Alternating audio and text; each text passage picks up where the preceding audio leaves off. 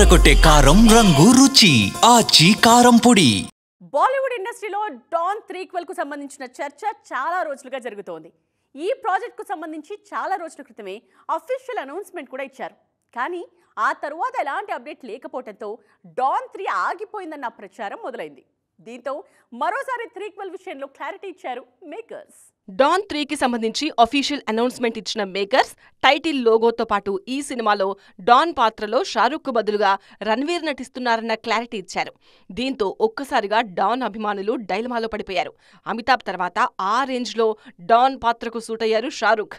అందుకే మరో హీరోను ఆ రోల్లో యాక్సెప్ట్ చేస్తారా అన్న డౌట్స్ రైజ్ అయ్యాయి. అఫీషియల్ అనౌన్స్మెంట్ తర్వాత డాన్ 3 విషయంలో గట్టిగానే ట్రోలింగ్ జరిగింది.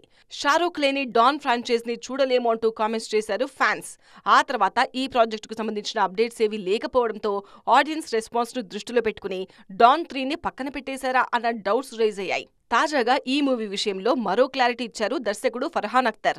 డాన్ 3 పక్కాగా ఉంటుందని, 2026 జనవరిలో ఈ మూవీ సెట్స్ మీదకు వెళ్లనుందని అనౌన్స్ చేశారు. అయితే త్రీక్వెల్ డాన్ థీమ్తో వస్తున్న సినిమానే అయినా ఆ కథలకు కొనసాగింపు కాదని క్లారిటీ ఇచ్చారు.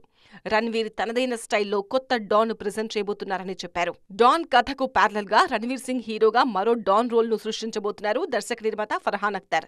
అంతేకాదు భవిష్యత్తులో షారూఖ్ ను మరోసారి డాన్ రోల్లో చూపించే ఛాన్స్ లేకపోలేదన్న హింట్ ఇచ్చారు. మరోవైపు డాన్ 3లో అమితాబ్, షారూఖ్ గెస్ట్ రోల్స్ చేస్తారన్న న్యూస్ కూడా బాలీవుడ్ సర్కిల్స్ లో గట్టిగా ట్రెండ్ అవుతోంది.